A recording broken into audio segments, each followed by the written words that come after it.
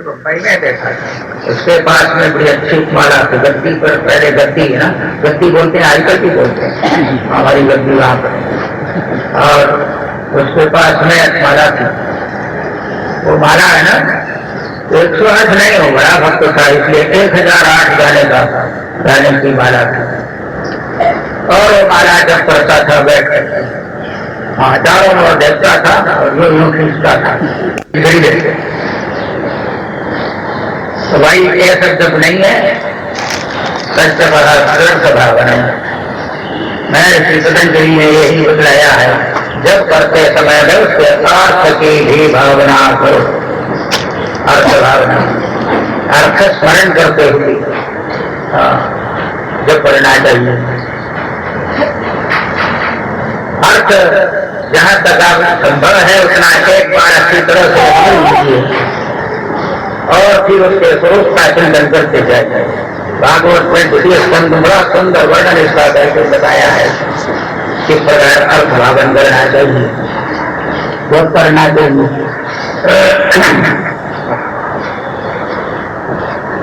मंत्र का अर्थ बड़ा ही विलक्षण होता है, सब मंत्रों का। वैदिक मंत्र 3 प्रकार की उपासना बताइए, वैदिक, तांत्रिकी, मिश्रा, 3 प्रकार है। वैदिक मंत्र का जप करते हैं और उसका अर्थ चिंतन भी करते हैं। तांत्रिक मंत्र भी होते हैं, तांत्रिक तंत्र शास्त्र, और जंतर तंत्र वाली भी बात हम बोल नहीं रहे हैं। ये तंत्र शास्त्र एक है जिसको भगवान शंकर ने स्वयं भी बतलाया है, चतुष्षष्टि तंत्राणी, और उसके अंदर सात्विक तंत्र, राजस, तामस भेद भी रहता है। तो चाहे तंत्र से मंत्र या वैदिक मंत्र कोई भी हो, बल्कि यूं कहना चाहिए कि जितने तांत्रिक मंत्र वो भी वैदिक है, वो भी वेदों के अंदर है, उपनिषदों के अंदर है। नमः शिवाय मंत्र भी बोलेंगे तो वेदों के अंदर है, नमः शम भवाय नमो भवाय शम कराय नमः कराय नमः शिवाय, एक देश ले लिया और पूरे मंत्र लंबा है। लंबा होने पर भी अलग अलग मंत्र है, अलग मंत्रों को मिलाकर भेद करते बता दिया, वैदिक मंत्र है। और अन्य भी जितने मंत्र जब करते हैं शास्त्रीय हो तो सब वैदिक ही है, उसके दृष्टा भिन्न भिन्न ऋषि होते हैं। तो इन सबका अर्थ में ले जानना होगा। एक मंत्र ध्रुव को नारद जी ने बतला दिया था, ओम नमो भगवते वासुदेवाय, जप्यश्च परमो मंत्र, ये परम मंत्र इसका जप करो। ध्रुव को नारद जी ने बतलाया। अर्थ चिंतन कुछ 2 प्रकार से होगा। अर्थ चिंतन उसका एक तो प्रत्येक अक्षर का अर्थ पहले समझ कर, फिर पूरे जो है वाक्य, पूरे वाक्य का अर्थ चिंतन करना चाहिए। प्रत्येक अक्षर को जब बोलते हैं ओम नमो भगवते वासुदेवाय, ओम का अर्थ क्या होगा? वो परम ब्रह्म परमात्मा, अस्तु वर्णन रस मरीर्गम, ये जो श्रुतियों के अंदर बतला दिया, वो ओंकार पदार्थ परम ब्रह्म परमात्मा। और फिर उसके बाद वही परमात्मा नमः रूप में हो जाता है। नाकार नेति नेति जिसका निषेध किया जाता है, मकार हो जाएगा मीयमानत्वात्मा। निषेध है प्रकृति का, माया का निषेध होगा। और मीयमान, जायमान, प्रमीयमान वो होगा, वो प्रमीयमान है कौन? वो परमात्मा स्वरूप है, चैतन्य रूप है, ब्रह्म। अर्थात प्रकृति और पुरुष दोनों अर्थ हो जाएगा। ना से प्रकृति अर्थ और मां से पुरुष, और इसीलिए ना को पहले और बाद में मां लिख दिया। प्रकृति पुरुषम जनादि भावती, प्रकृति पुरुष एक ही नित्य शुद्ध बुद्ध स्वरूप परब्रह्म परमात्मा प्रथम प्रकृति और पुरुष के रूप में विभक्त हो गए। और फिर उसके बाद में 4 रूप में आगे 4 भगवते, देखो भव 4। जो भासमान है प्रत्यक्ष रूप से वो तो भपार्थ हो जाएगा, भाती भी को क्या भाती है, सब जगत को हम देख रहे हैं, स्थूल जगत। और व्यवहार से गम्यमान हो जाएगा, बीयमान अर्थ होगा। केवल गम्यमान है, प्रत्यक्ष नहीं देख सकते, वो गम्यमान कौन होगा? अर्थात जो भाषित होने वाला है वो विराट पुरुष होगा। गम्यमान होने पर वो सूक्ष्म तेजस हो जाएगा, हिरण्यगर्भ। और वह अर्थ हो जाएगा वह गतिगंधन हो, जिसको प्राप्त करने के लिए प्रयत्न करते हैं। और वो हो जाएगा कौन? ईश्वर होगा। ईश्वर को तो प्राप्त करने के लिए प्रयत्न करते हैं। और तेसे तुरी अर्थ आ जाएगा, चार भगवते का हो जाएगा, चार स्थूल सूक्ष्म कारण और कारणातीत। भगवते का अर्थ हो जाएगा क्या? ईश्वर तेजस प्राज्ञ और तुरी। भगवते का अर्थ क्या हो जाएगा? विराट हिरण्यगर्भ ईश्वर। और वो अंत में शब्द गंगे होने से एक ही है, उसका बोलते हैं भगवते। एक ही पर ब्रह्म परमात्मा जब दो रूप से हो गए, प्रकृति और पुरुष, और उसमें से फिर चार भेद हो गए, स्थूल सूक्ष्म कारण तुरी। और फिर उसके बाद में 5 अक्षर आ जाते हैं, पंचभूतात्मक जगत। वासुदेवाय बोलते, क्या कहते हैं? वासुदेवाय। वासुदेव कहते पंचभूत। वह जो है ना व्यापक अर्थ से आ जाता है, गति व्याप्त आप लोग। और उसके बाद में जब सु बोल देते हैं, उसका अर्थ हो जाएगा, वह का अर्थ है आकाश, और सु का अर्थ हो जाएगा वायु। दीप्यमान का ते हो जाएगा तेज। और दूसरी बार वह फिर आ गया है, वह गति गंधन, और 2 अर्थ में है वह। एक गति अर्थ है और दूसरा गंधन अर्थ भी होता है। वासुदेवाय से पंचभूत का अर्थ आ जाएगा, वासुदेवाय पंचभूत। मतलब इस प्रकार पहले आपको समझना होगा शब्दार्थ। एक परमात्मा है और प्रकृति पुरुष रूप में हो गए, फिर वही स्थूल सूक्ष्म कारण तुरीय रूप में हो गए, और उसके बाद में पंचभूतात्मक हो गए। ये तो हो गया एक अक्षर का अर्थ। और फिर उसका पूर्ण अर्थ कर लेते हैं, पूरा अर्थ। वो पूरा अर्थ कौन है? ओम नमो भगवते वासुदेवाय पर ब्रह्म परमात्मा। तो प्रथम ये सब अर्थ का चिंतन जब करेंगे आप, तो पूर्ण व्यापक रूप से भगवान उपस्थित हो जाते हैं। और फिर उसके बाद में केवल चैतन्य एक रस होकर सर्वभक्ति विरोध जब कर लें, वो है पूर्ण उपासना। मंत्र का इस प्रकार पहले अर्थ समझ, और अर्थ समझने के बाद उसका पूर्ण जो अर्थ है, लौकिक अर्थ है, और उसके बाद में रूढ़ जो अर्थ है, वो रूढ़ अर्थ का चिंतन करो। वो क्या है? अभी जो बतलाया वही रूढ़ अर्थ हो जाएगा, वही ब्रह्म परमात्मा सबका अर्थ हो जाएगा। ओम उसी को बोलते हैं, नमो उसी को बोलते हैं, भगवान उसी को बोलते हैं, वासुदेव उसको ही बोलते हैं। भिन्न भिन्न शब्दों के द्वारा बतला दिया गया। उस पर ब्रह्म परमात्मा में, उस पर ब्रह्म परमात्मा के अंदर एक बिंदु के रूप में स्थित होकर, और कहीं बाहर नहीं। ब्रह्म वेद अमृतम पुरस्ता ब्रह्मवस्ता ब्रह्म लक्षण अधस्तोतरेण अधस्तोर्पुंज। श्रुतियों के अंदर बतला दिया, ब्रह्म आगे भी है, पीछे भी है, दाहिने ओर भी है, बाईं ओर भी है, ऊपर भी है, नीचे भी है। तो आप खुद क्या है उसके अंदर बैठे हुए ऐसा भाई, अंदर उसी के अंदर हमें आ जाते हैं। ब्रह्म वेदम सर्वविदम वरिष्ठ अंत में बोल दिया था ब्रह्म।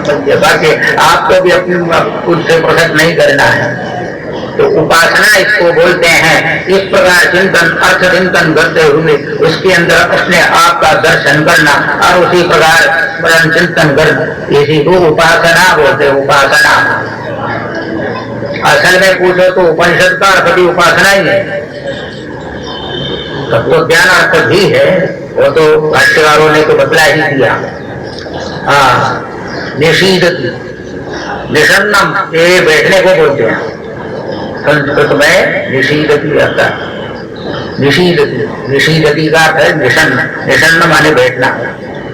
आसन का भी वही अर्थ होता है, और उप का दोनों में एक ही है। उपनिषीदति की उपनिषद, उपनिषीदति बिल्कुल पास में जो बैठते हैं उसी को बोलते हैं उपनिषद। प्रथम आपको पास में ही बैठना है, जैसे अभी बतलाया। एकाएक तद्रूप बनने में काफी कठिनाई होगी, इसलिए उपनिषद, उपनिषद बोलने पर भी तब भी क्या होगा, उस समय में भी एकता तो आ ही जाएगी, एकता के बिना नहीं होगा, अभिन्नता तो आ ही जाएगी। और उसके बाद में फिर उसका यौगिक अर्थ कर लेते हैं, जो है बाले अंतरा में सदल विधरणगत के अवसाधन खबर कहा जाते उसके। इसलिए उपासना की यह पद्धति है, आप कोई भी मंत्र जब करते हैं तो पहले उसका अर्थ समझ लेना। छुम छुम छाम छाम छा एक मंत्र होता है, छू मंत्र सुना है ना, छुम छुम छम छम छा, हमने देखा है पुस्तक में लिखा हुआ है। इसका अर्थ क्या है का मैं भी नहीं जानता हूँ, अर्थ क्या है वो तो आप ही जानो, जो करने वाले जाने, हम नहीं जानते।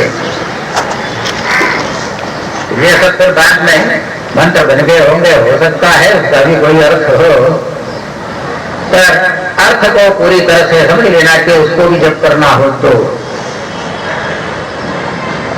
इसीलिए अक्षरार्थ कोश भी आया है तंत्र में, जैसे सलीम ह्रीम क्लीम चामुंडाई बच्चे सब बोलते हैं ऐम ह्रीम सलीम। तो ऐम का अर्थ क्या है, ह्रीम का अर्थ क्या है, क्लीम का अर्थ क्या है, मुझे मालूम है कि आप खाली बोलते जा रहे हैं, उसका भी अर्थ जानना पड़ेगा आपको, सबका अर्थ है। वो अर्थ घूम फेर करके उसी उपासना में आ जाएगा, सभी में बैठने उसी अर्थ में आ जाएगा। चाहे बाला मंत्र हो, चाहे पंचदशी मंत्र हो, चाहे षोडशी मंत्र हो, चाहे जो भी मंत्र हो। पंचदशी एक मंत्र है श्री विद्या में, और उसकी व्याख्या लिखने वाले बहुत बड़े भाई विद्वान हो गए। यहीं पर भासुरानंद उनका नाम आ गया था, उसका भास्कर, भास्कर राम भाष्य उसके ऊपर लिखा है, एक अक्षर की व्याख्या करके बता दी।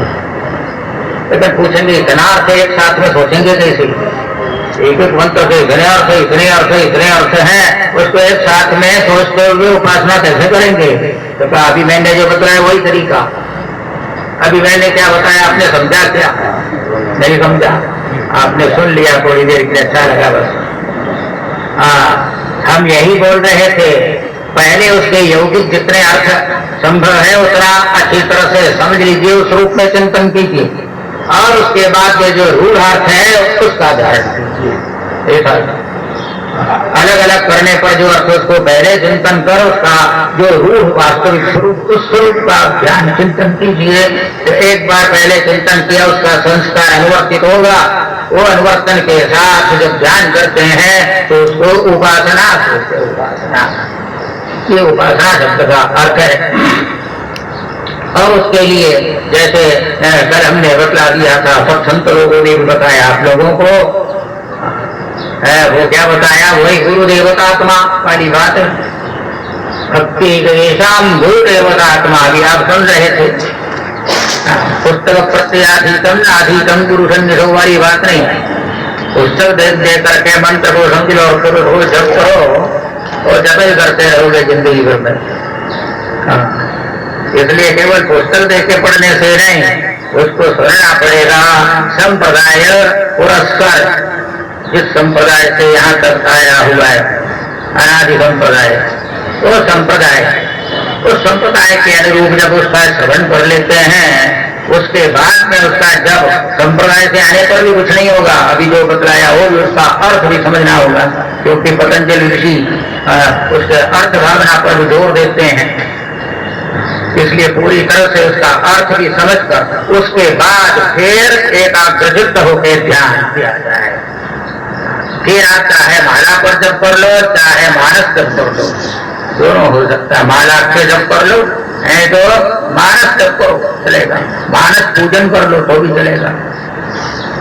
लेकिन पहले देखना पड़ेगा मानस जप मानस पूजन भी करोगे ना, ऐसे ही सोचना शुरू नहीं करना।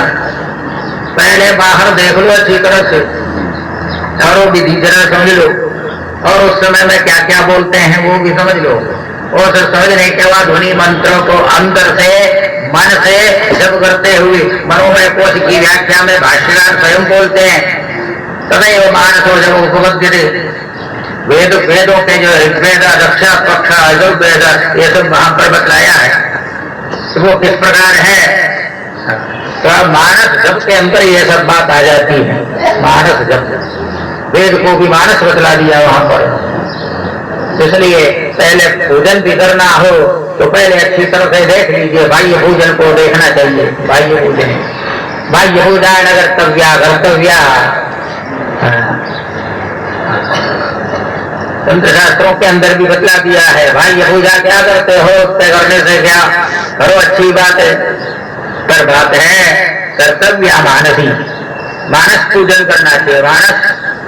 मानस पूजन करने पर जितनी शक्ति मन के अंदर आ जाती है तो परमात्मा की शक्ति, इष्ट देवता की शक्ति आपके अंदर उतर आ जाएगी।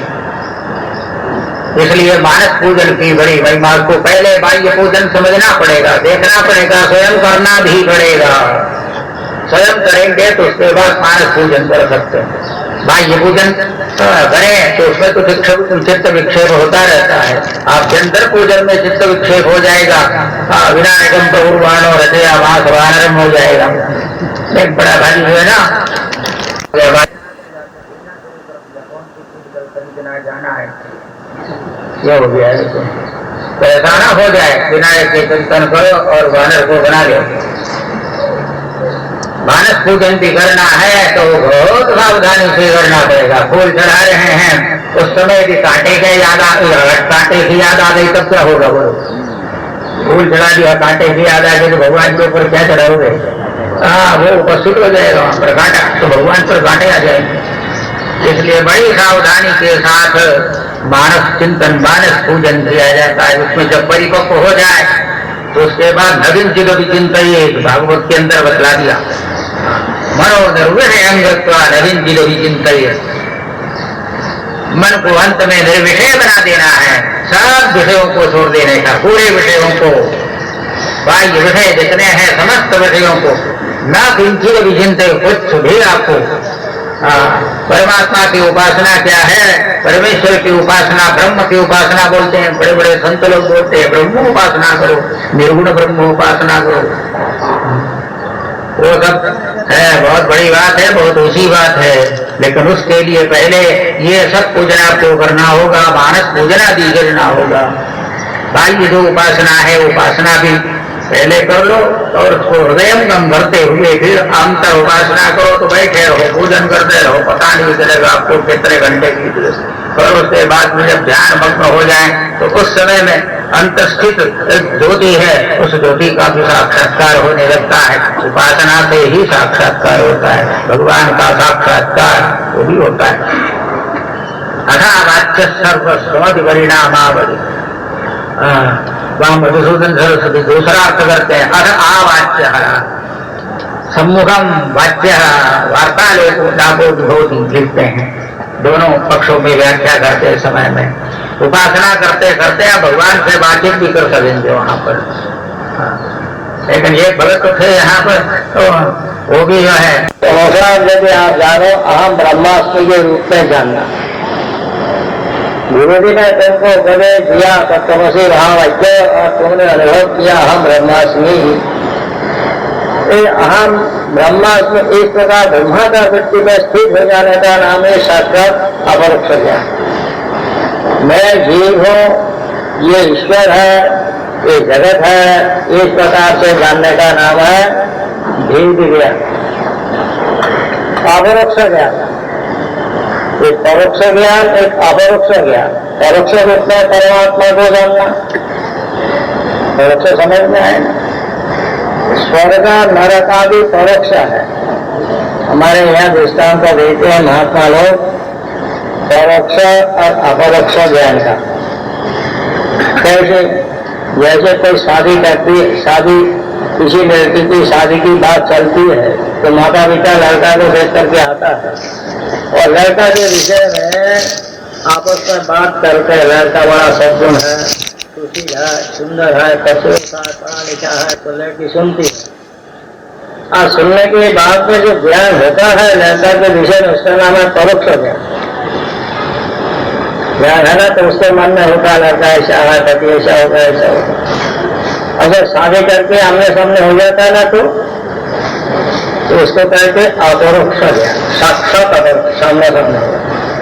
ऐसे ही ब्रह्म के विषय में जो हम सुनते हैं, परमात्मा के विषय में जो सुनते हैं, परमात्मा कैसा है आपने सुना होगा। परमात्मा सत चित आनंद स्वरूप, सत्यम ज्ञानम अनंतम ब्रह्म, सच्चिदानंद ब्रह्म, प्रज्ञानम ब्रह्म, आनंदम ब्रह्म सुना। ये ब्रह्म कौन है? सत्य चित आनंद स्वरूप जो ब्रह्म है, प्रज्ञानम जो ब्रह्म है, आनंद जो ब्रह्म है, ये ब्रह्म कौन है? तो गुरु तुमको बता देगा वह ब्रह्म और कोई नहीं है, तू स्वयं है। जब यह सुनने मात्र से अपरोक्ष अनुभव हो जाता है, इसी क्या कहता है साक्षात्कार। सुनने मात्र से होता। वेदांतों में एक विशेषता है, एक महानता है कि तुमको कुछ करने का धरने का नहीं, सुनो और जानो। सुनने मात्र से ज्ञान हो गया, साक्षात अपरोक्षान ब्रह्म अहमैवास्मि, ब्रह्मैव अहम समशांत सच्चिदानंद लक्षण नाहम व्यास दुर्गा की 11 मुच्यते हुए।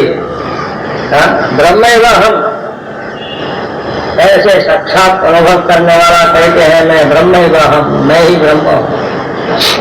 सच्चिदानंद लक्षण, सच्चिदानंद स्वरूप, इसको कहते हैं निधिध्यासन। और आसन, धी माने बुद्धि, आसन माने बैठना। नियमितराम बुद्धि रूपी आसन में जो बैठता है, बुद्धि रूपी आसन क्या है? ब्रह्माकार व्यक्ति को बुद्धि रूपी आसन कहते हैं। तो ब्रह्माकार अहम ब्रह्म से ब्रह्माकार व्यक्ति में स्थित हो जाने का नाम है निध्यास, साक्षात्कार। ऐसे जो ब्रह्माकार व्यक्ति है, तो ब्रह्माकार व्यक्ति कब होगी? तो कल कहाँ तक आपको बतलाया था उपास